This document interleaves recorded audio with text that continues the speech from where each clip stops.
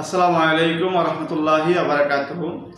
গত 2 দিন আগে আমিরের জামাত ডক্টর শফিকুর রহমানের একটা বক্তব্যকে নিয়ে খুবই আলোচনা হচ্ছে।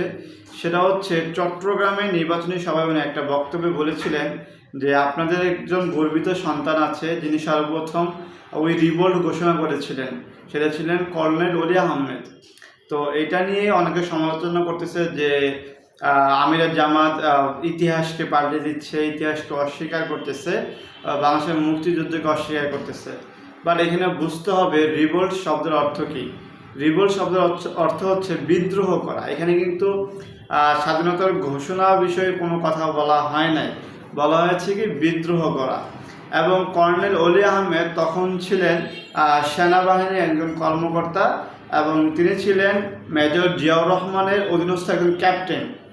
ঠিক আছে, সেক্ষেত্রে উনি ক্যাপ্টেন হিসাবে সর্বপ্রথম সেনাবাহিনী থেকে উনি বিদ্রোহ ঘোষণা করেন। পরের দিন উনি মেজর জিয়াউর রহমানকে নিয়ে আসেন এবং উনি মেজর জিয়াউর রহমান 26শে মার্চ কালুরঘাট বেতারগঞ্জ থেকে স্বাধীনতার ঘোষণা করেন। এটাই ছিল মূল ঘটনা। তো সমালোচনা তো অবশ্যই হওয়া উচিত, বাট সেটা আগে জেনে বুঝে করাটাই মনে হয় সর্বোত্তম হবে। সেক্ষেত্রে রিভোল্ট শব্দের অর্থ হচ্ছে বিদ্রোহ করা। এখানে আমরা অনেকেই ভুল বুঝতেছি যে উনি হয়তো বোঝাচ্ছেন যে স্বাধীনতা ঘোষণা করেছেন কর্নেল অলি আহমেদ। না, এটা সত্য না। কর্নেল অলি আহমেদ বিদ্রোহ করেছেন বা স্বাধীনতা ঘোষণা করেছেন শহীদ প্রেসিডেন্ট জিয়াউর রহমান। ঠিক আছে, তো আশা করি সকলেই ক্লিয়ার হয়েছে। সকলে ভালো থাকবেন। আল্লাহ হাফেজ।